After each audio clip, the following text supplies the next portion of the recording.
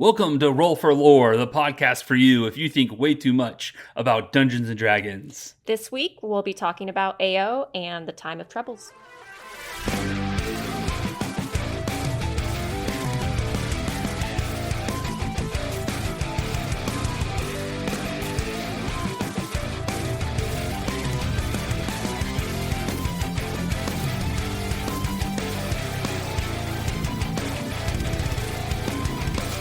Jessica, what the hell is AO? And the Time of Troubles. We're just going to dive right into it? No, the Time of Troubles are when North Ireland and South and like the Republic of Ireland, right? That's exactly what. Why does a D&D god have anything to do with that? It's complex. There's a lot of multiverses and realms, but this one actually might be referring to this time where the gods were able to walk the mortal realm and just caused absolute chaos and tomfoolery. So it's going to be interesting. But how was your week? I know I say I don't love small talk, but we have to have a little. You got to warm me up. Okay, I've been having a great week. Absolutely good. Doing a lot of work stuff. Getting a lot of work out of the way. My best friend blew himself up with a paint can. Shout out to Luke. I dedicate this episode to you. Yeah, Luke. And, just life every day. It's great. My kid's beautiful. My daughter rode a horse this morning.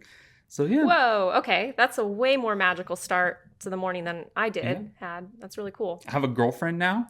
Ooh. Yeah, that's cool. She texts me all the time about how pretty I am, and it makes me feel good. I love it. Yeah, she's the best girlfriend ever. Oh, that's cute. Are you going to dedicate the next episode to her?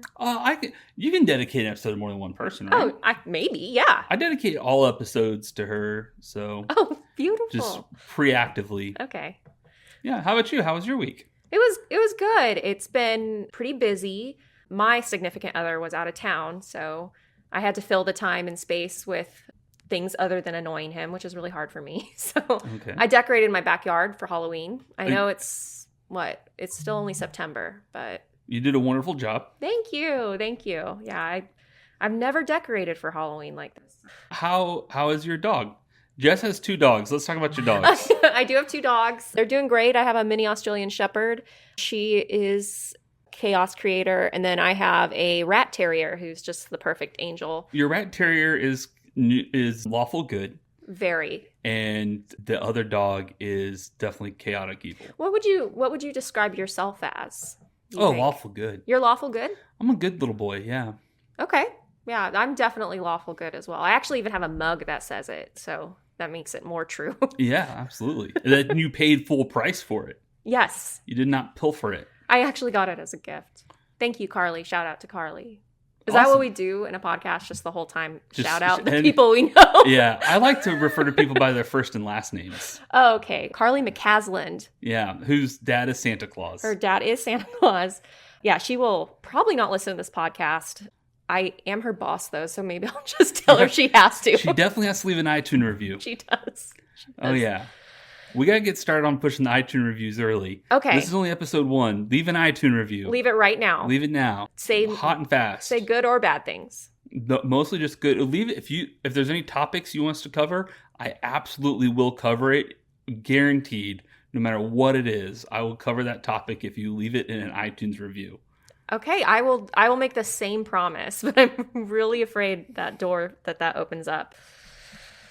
Yeah, do you want to jump into today's topic? Yes. Okay. Absolutely. AO. So, just a little bit as to why I want to start with AO. I'm a huge mythology geek. I love studying and reading about ancient mythologies and gods and pantheons. So I thought this would be the fun place to start because I know nothing about D&D's pantheons other than our D&D campaign. We do have a paladin. He says he worships Tyr. Not seen that evident at all in the campaign. Yeah, well, we're lucky if we see the paladin at all. Yeah, honestly, yeah. It's been a hot minute since we've been able to play, but we're going to supplement that time with this podcast. So Lord AO, he has a couple titles, some of which are the Overgod. He's called the Hidden One, the Watcher, the One Who is Hidden. So he's pretty mysterious. And as far as I could tell from my research, he's not mentioned very much throughout the D&D lore and mythos. His most important role was the forming of I guess, the Forgotten Realms universe, which, again, if I sound very uninformed, I am learning. I'm learning D&D with you guys, so I might say some things wrong or mispronounce some things, but Now I'm going to do my best. you spent some hours in the Forgotten Realms, though, because of Baldur's Gate. Yes, that's right. So I do know a little bit. Baldur's Gate brought a lot of people into the D&D fold. Yeah, and it did me for the most part. I would say that I definitely jumped on that bandwagon, but people had been telling me for years I needed to play Baldur's Gate. And when 3 came out, I finally tried it. And I was like, if this is what D&D world is like, I really want to be a part of it. So then I said, let's play Castle Ravenloft, where you'll be in Barovia and not experience any of that at all. But we've learned a lot. I'm playing an artificer, by the way. And that was probably, or no, it's not called artificer. It's artificer. Artificer, yeah. I think it's just pronunciation. You can say it either way. Okay. Yeah, I think that was probably a poor choice for my first character because it's pretty complex, but it kind of works in that world. It's been working.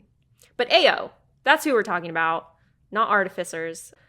So Ao's appearance, this was my favorite part about Ao, and I'm just going to say it right off the bat.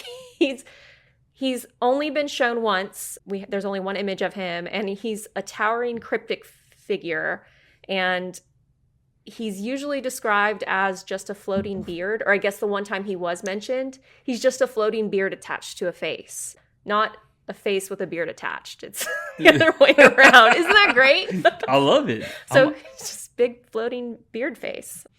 I'm on board for it. That sounds great. So where are the eyes? Are the eyes on the face or on the beard? Oh my God. I don't know. So when he talks, can you discern that it's coming from the beard? These are all really great questions. I think we need an illustrator stat Yeah. to show us what this looks like. Because like I said, they only have, in these books, the Forgotten Realms books, there's only one image of him ever. So, Oh, wow. yeah, it's really interesting. Okay, so his portfolio. So I learned in this endeavor, I warned Sean about this, that gods have portfolios. That's their power set. And Ao's portfolio is that he is like the reflection of balance and neutral nature, and he's just all about keeping things balanced and among all gods and primordials and a little bit with mortals. It seems like he's not really involved with mortals in any way. He's all about the gods. So, but the portfolios, I don't understand. No, his portfolio doesn't say like specifically what domains. It does. Yeah, so that's a little bit of it. Because like clerics, like they choose a god and then they get access to powers from those domains. Yeah, so oh, go ahead. Oh, so like does he have like actual domains? Can clerics pick AO? So I'm gonna have to look and see which book it is in. It's Waterdeep describes the cult of Ao, and there are a couple cults that were dedicated to him, but he doesn't answer mortal prayers, so they just all gave up because they weren't getting any clerical magic from him. Isn't that? I think that's kind of funny too. It sounds like commentary on things. A little bit. So I did see that in some circles, people think of him as the DM. So, however, I also saw that some people consider the higher deity above him, who is the highest of them all, who doesn't have a name. That one is and he's the only one that AO listens to. That's apparently the DM. So, oh, I like this as a DM. Yeah, so you're AO. Sweet. You're I do have a beard. You do have a beard. Most DMs are dudes with gross beards. Is that true? I want to be a DM. No. Do I have to grow one? It was true when I started playing D&D. Okay. Now it's a lot different. Now we have diversity and it's so much better. I love it. Okay, so Ao's role. So he's the creator of the realm space, like I mentioned. There's like a little bit of crazy chaos history about creation in here that I'll get into in a second. But it contains the planet Toril. Did I say that right? Yeah, I don't know. Toril, where the Forgotten Realms is based. So that's like the main planet. So he's limited in his sphere. So he can't influence any other, I guess, crystal spheres, which they're apparently not in canon anymore, but that's how the worlds were formed, or a bunch of these crystal spheres that contain the universes inside them, which is pretty fascinating. So Ao's capable of creating gods, and he can create gods out of mortals. He just pretty much has every power that you can imagine, except, so his weaknesses, or I guess his pitfalls, are he's not omniscient. How do you say that word? Omniscient? Omniscient, yeah. Is he omnipresent? He's not that either. He also can't see into the future, and he seems, like I said, very not concerned about the doings and adventures of mortals. So he's pretty much just sticks with gods and controlling them. It does say that his personality was deliberately indifferent. So he's capable of emotion, and apparently he did once smile at a god for his self-sacrifice. I'll talk about him in a little bit, but he really just doesn't care about a lot of things other than order and balance. So yeah. Do you have any questions about his powers and abilities, Sean? No, I don't. Okay. So let's get into like the fun stuff about Ao, which is kind of his chronological history. So like I mentioned, he created the realm space, which is the universe of the Forgotten Realms. So he created the planets, the realms, and the gods, and then established these crystal spheres that hold the entire universe. It was kind of described as like ceramic-like shells that protect the realms. According to my research, there was a couple YouTubers, which I'm going to quote all my sources at the end here. They said that that's no longer in the canon, like I had mentioned. It was kind of erased by 5e. So these spheres don't really exist anymore. And then I'll talk about a little bit how they erased it. It was my understanding that if you were traveling through space, you would eventually get to an edge. Yeah. And in like older editions, it was impossible / really just involved DM rules or high level magic or gotcha. To get through it. And then I think Spelljammer, I've never played a Spelljammer game, but I think the point of Spelljammer is you can slip between those barriers to go to other universes. Okay. I've never played Spelljammer, but it's my understanding that that's what Spelljammer is. That makes sense. Okay, because he does eventually like merge two worlds together, and maybe that has a little to do with that. But that makes a little more sense. And that kind of explains why. So it talked about Ao can kill gods and he can create gods, but if he kills a god like, say, Tyr, that's in a pantheon in other realms or other universes, he only kills it in the universe of his. In his crystal sphere? Yeah. So he'll still exist. Tyr would still exist in, like, I guess, the human realm or whatever. The earth of reality. Yes, exactly. Yeah, so he has some limitations to his powers, but because we're talking about Forgotten Realms as a whole, he pretty much has full control and reign over it. So once he created the realm space, he created the gods. The first gods he created were actually Shar and Selûne, and them I know very well because of Baldur's Gate, so I'll definitely be talking about them in an upcoming episode. But when he formed and created the realms, he pretty much gave gods and primordials full reign to do whatever they want. And they absolutely squandered that opportunity and essentially started a war between each of them, the gods and the primordials, all fighting for power and each other's portfolios and wanting to be the best and the coolest god. And it nearly destroyed the planet Toril, like nearly totally destroyed it. So in order to stop this war, Ao split the world into two, essentially. Two realms, one with gods and one's for primordials. And they exist simultaneously, but very separate. So they couldn't go across to one or the other. And so that's kind of how the world existed. And then the time of troubles came along. And that is when the gods continued to fight and bicker and be pretty awful to each other, trying to steal each other's portfolios. Ao had established this rule. Every time you say portfolio, isn't it weird? I'm just picturing graphic designers with like those little plastic binders. Just like, give me that reference sheet. It's such a weird word. It really, what is that called? You're breaking the suspension of not disbelief or whatever it's called. Yeah, I know the word you're talking about. I always have a hard time with it too. I just couldn't think of it on Saturday Morning Dads the other week. You're welcome for helping you revisit that trauma. Yeah, but it's just anti-anachronistic, or it's the I don't know how to say it, but it's such a mundane word Yeah. for such a big thing. And like you mentioned, because my day job is a designer. So every time I say portfolio, I keep seeing like a website. Yeah. Like they're going on each other's websites and stealing each other's widgets or something. Yeah, my portfolio, like I've built websites when I was just a web developer full time. I had a portfolio and it was just a bunch of links on LinkedIn. Like, so these gods, it's whoa, wait though, that connection's pretty good because it's essentially what it is. It's their LinkedIn portfolio. And they just LinkedIn for God in. Yeah, and these gods keep going in and they're like they're trying to steal each other's power and their roles and like lying about when they were hired and all that. But so Ao had trying enough to get the of that. most followers. Yeah, exactly. And Ao, like any other disappointed father god, was like, all right, this needs to stop. You gods are ungrateful. I gave you this world. I did split the world in two and you're still screwing it up. So I'm going to create these well, actually before that, he did create these tablets. They're the 2 tablets of fate. And these tablets of fate had 3 rules on them. And let me find what the rules are that every god had to follow. And they kind of stopped following these rules and screwed up, which is why Ao decided to take away all their abilities. I will find it. We're podcasting, so now I'm nervous and I'm clicking every single tab. I can edit this. You can chill out. I'll edit all this. Only the Patreon subscribers are going to hear this. While you look it up, I'll just vamp. Okay, so these are the rules. These tablets contained the portfolios of every single god that he had written down.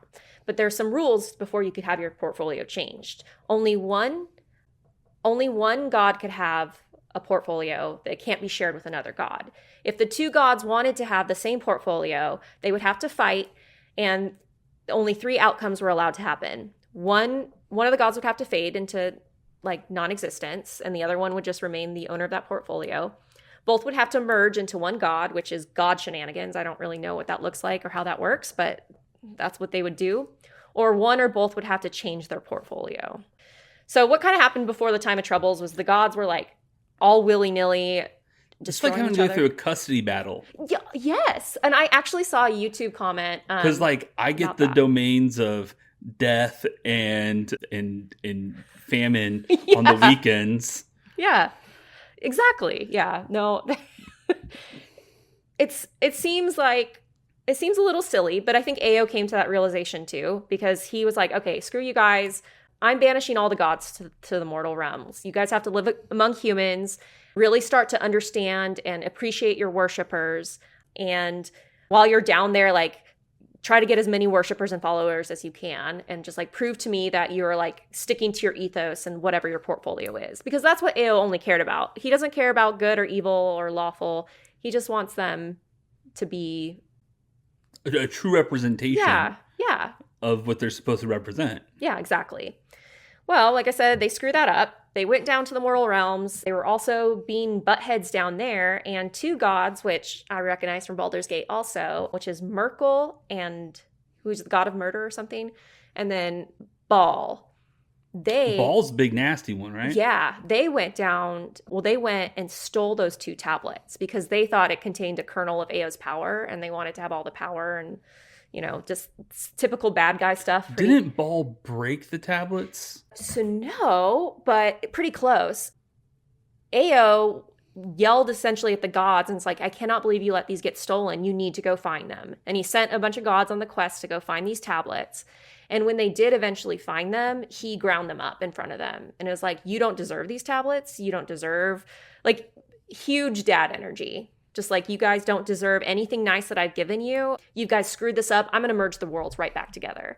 So then he starts merging the worlds together and trying to play a more active role as a god to really get these gods back in line. So he started killing gods.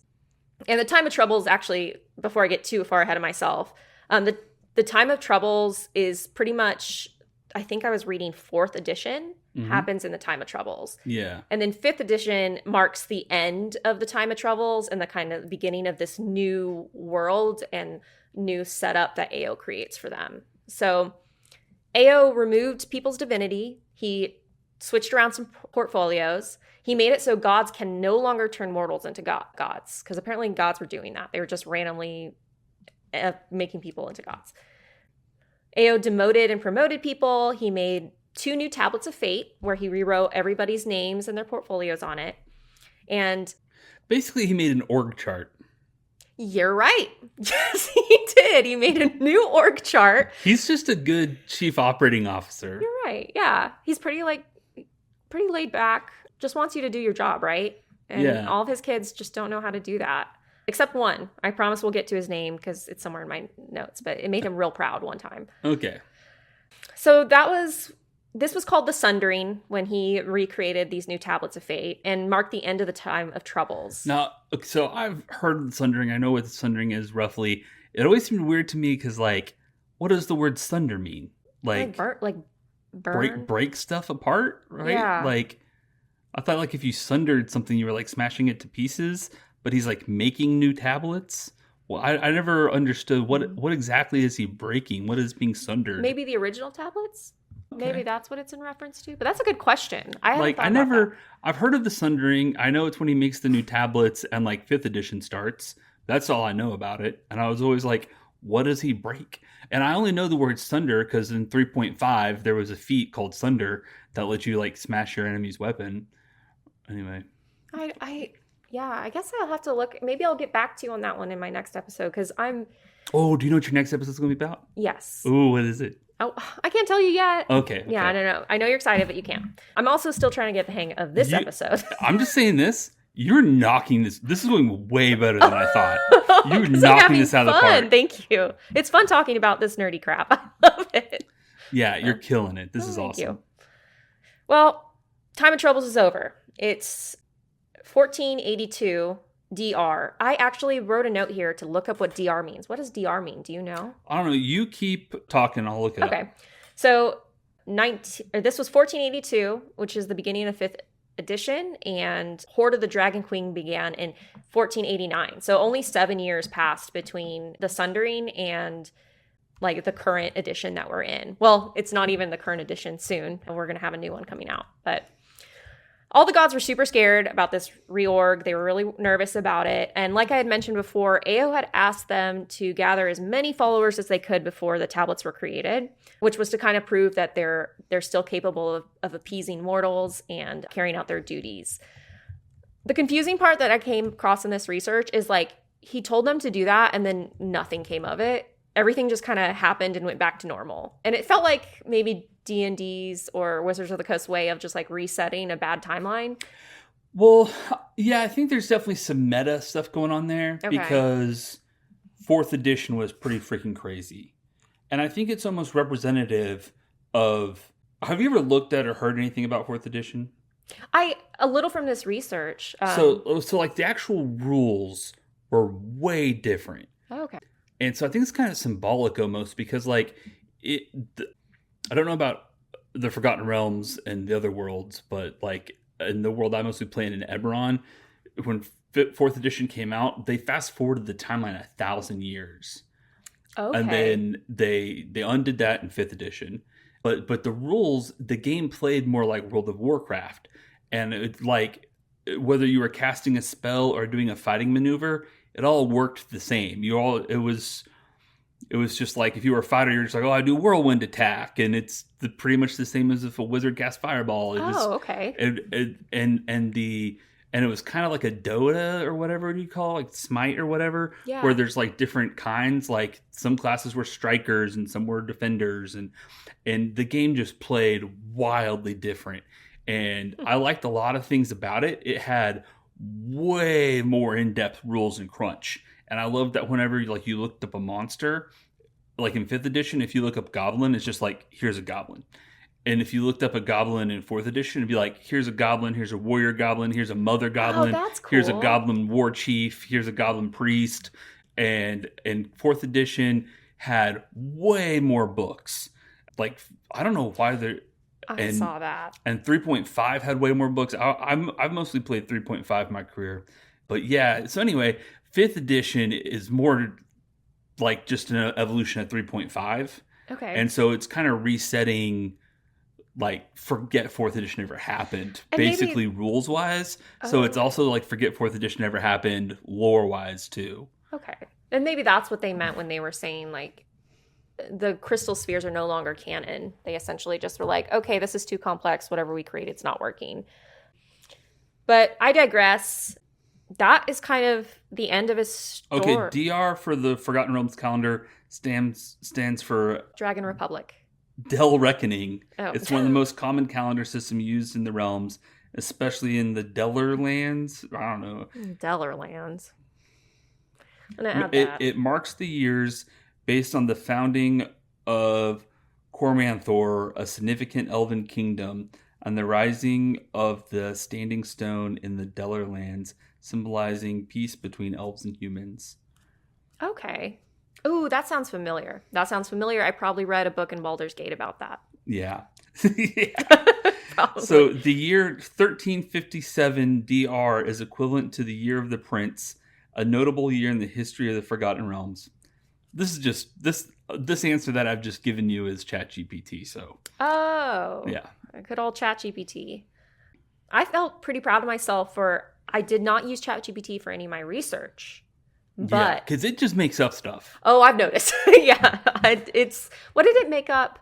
Oh, one time Jess asked it what religion she should be, and it made up like a really cool religion, but we thought it was a real religion.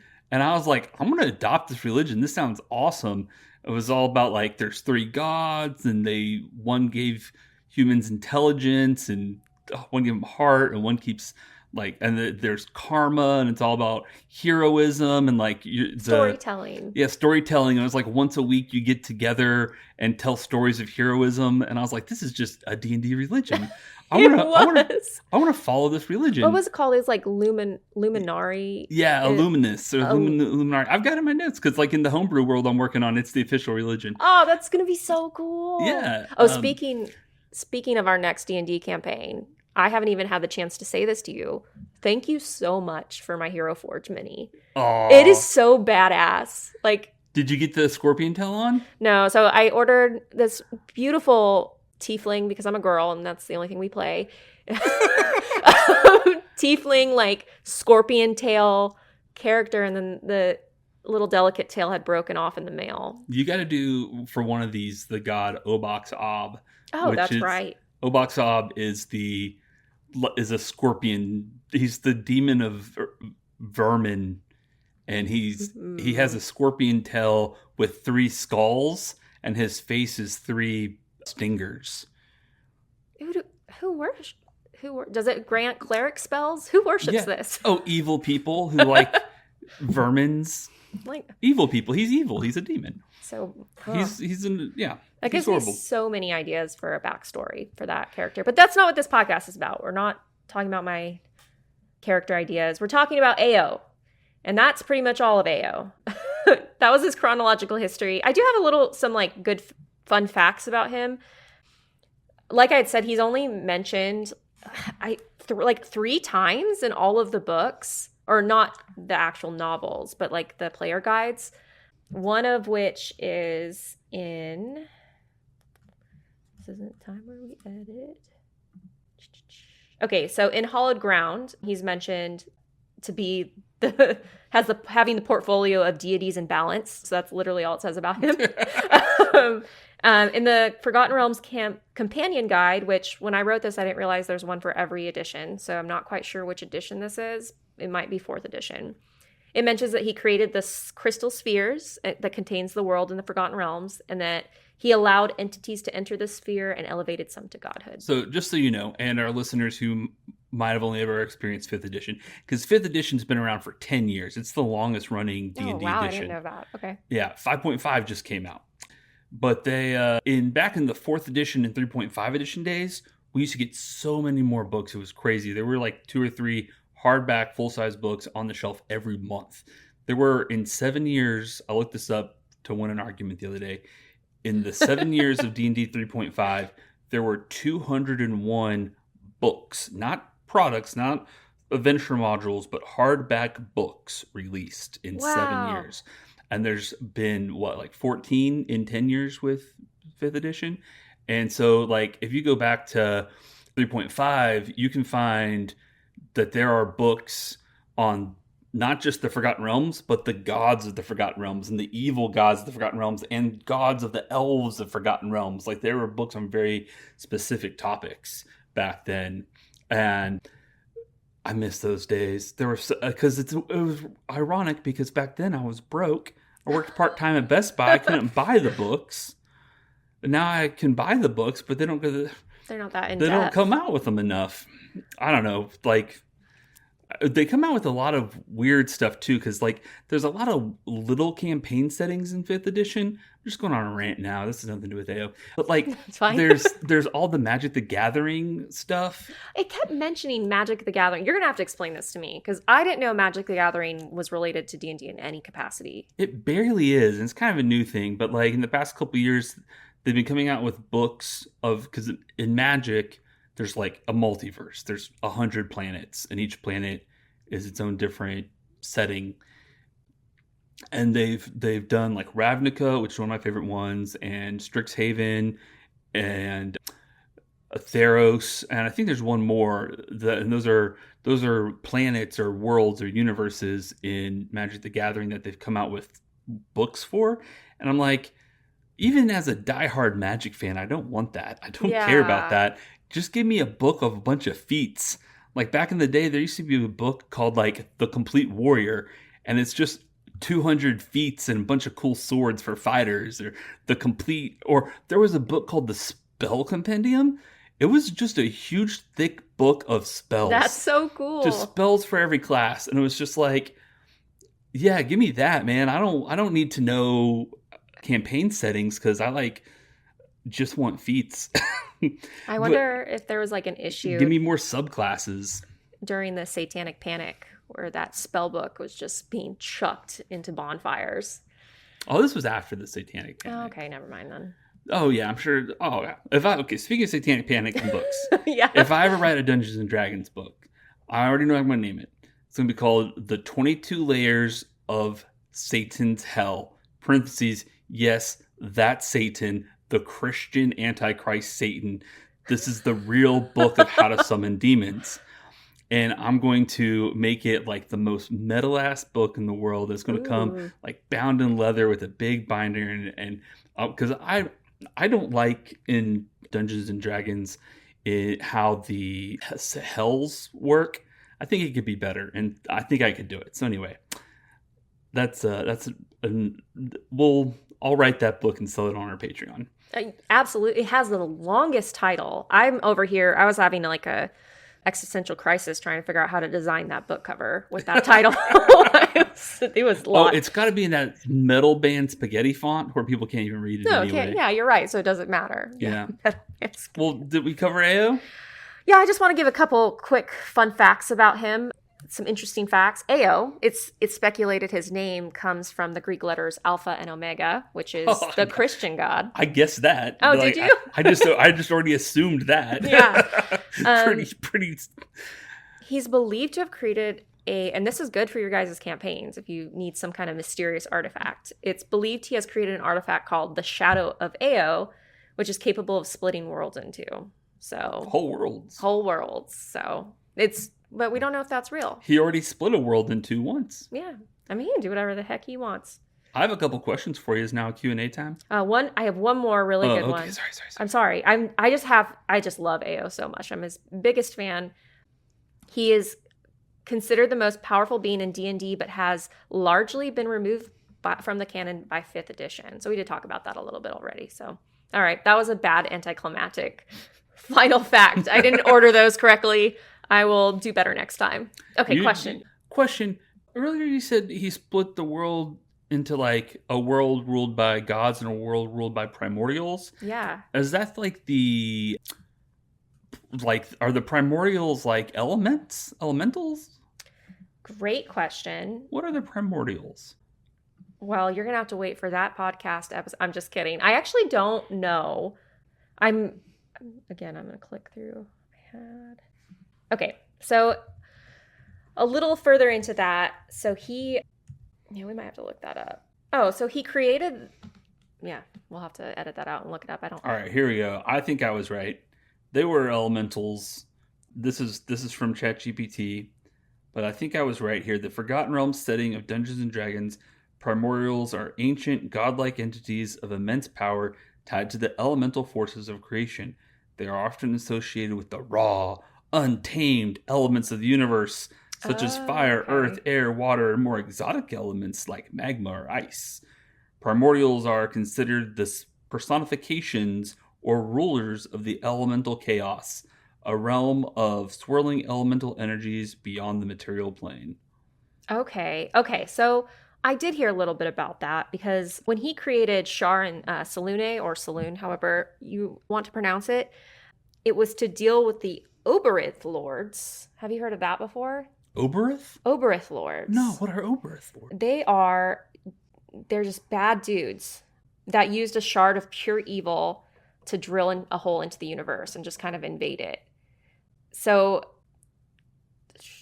the god Theristune, see, I didn't go into this because I was really confused where this was going, but the Oberith lords used this shard of pure evil, and they used it to corrupt this god called Theristune, which I'll cover in a different episode.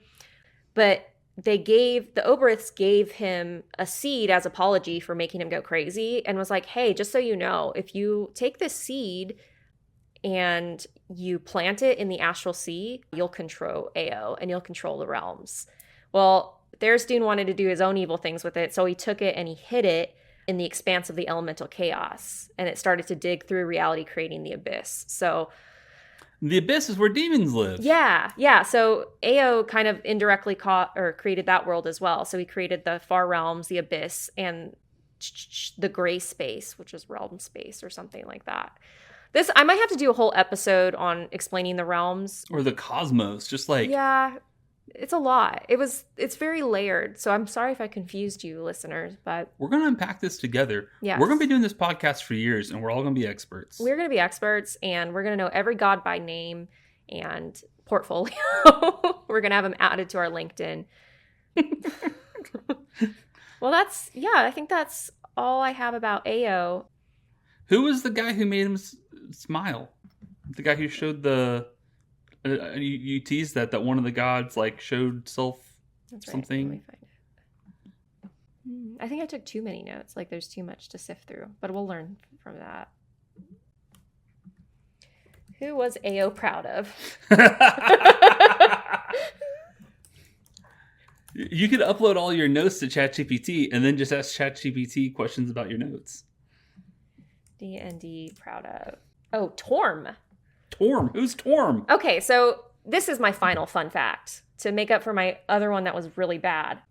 Torm showed the ultimate martyrdom and sacrifice according to his portfolio, and Ao said that he was impressed. He was impressed by him. And that's the highest praise. What was the act? He slaying Bane. Oh, yeah. Okay. So in slaying Bane was such amazing reference to his portfolio that Ao was impressed. Now, so it's not even that the act he did was a good act. No. It's just that the act was true to his portfolio. Precisely. That's how I took it. Also, Ao punished Tyr with blindness partially for allowing discord among Torril's gods. So, okay. I guess he expected more from Tyr, and Tyr was supposed to be the assistant manager, and didn't do a very good job at it. So he plucked out his eyeballs. And I shared that with Curtis, who is our paladin, who worships Tyr apparently, and he... Well, justice is blind, and Tyr's the god of justice. This all happens for a reason. Yeah. Curtis plays a barbarian. He has the stats of a cleric, but he plays a barbarian. Maybe that's what he's been all along. He should just... I don't know. So Curtis, whenever he can't make it to our games, we say he's high on mushrooms. He's just not a good paladin. And so he's just he's just become addicted to mushrooms in our game. So one of these days he's going to wake up, and I'm just you did too many shrooms, bro. You're a barbarian now. Though we kind of need him to be paladin-y for fighting all the undead we fight. Anyway. Yeah. And he does some healing. We don't have enough healing in this group. All right. Well, I think that's enough for this episode, huh? Yeah, that is. I was skimming my notes, seeing if there's any delicious, juicy bit of factoids that I left behind, but I'm starting to get cross-eyed looking at all these notes. So for next episode, I'll have a better conclusion. See, we're setting goals. We're learning. This is episode 1. This is exciting. Episode 1. It doesn't feel like episode 1. It feels like we've been doing this our whole lives. Yeah. I've been grooming you. No, you can't. We talked about you can't use that word. Okay. Even though that's kind of what you were doing. That is what I've since been doing. day one of getting hired at the company that we mutually work at. He's been telling me about D&D and podcasts. Yeah. All my dreams are coming true. Anyway. How do we end it? Join our Patreon. I don't think it's up yet. This episode's going to come out before it's up. But we're going to post all our show notes. We're going to post unedited episodes and any other references, pictures of stuff, behind the scenes things for free. So we're just going to start a free Patreon. Yeah. It's just a good place. You guys are nerds. You already have Patreons. Just go join ours. It'll be free. When we're super popular a year from now, we'll start charging for a bonus content, but we'll always have a free tier. And so if you want show notes and other stuff, and we'll post polls and interact with you there. Yeah. We're going to have a Discord. We're going to do everything. We're going to take this very seriously. We're going to come out every week. Yes. And it's going to be great. And everybody's going to love us. And everybody's going to love this podcast. And I want to hear if you don't love us. Like if I said something real crazy off the wall, I'm opening up the door now while we have a very small listener base, aka 0, to criticism. So if you wanted to hear things about AO that I didn't share, please tell me what I missed. What are you going to do next time? So I'm going to jump. I just feel like the best gods to then jump off of from AO is Sharon Salune or Saloon. Okay, awesome. Yeah, and I'll talk a little bit about their creation and why they were created, which has to do with the Oberth Lords, which we now know what they are. All right. A little bit. And next week is going to be my episode, and we're going to be talking about bards. Yay! So you can listen to more God talk in 2 weeks. 2 weeks. Oh, we have to come up with a famous catchphrase. Do you have one right off the top of your head? No, it's so bad that your other podcast, that's the catchphrase that came into my head. We can't use this. It doesn't make any sense. No, do you have one? You want to try it out? No, we're gonna come up with one. How about just roll for lore? Yay!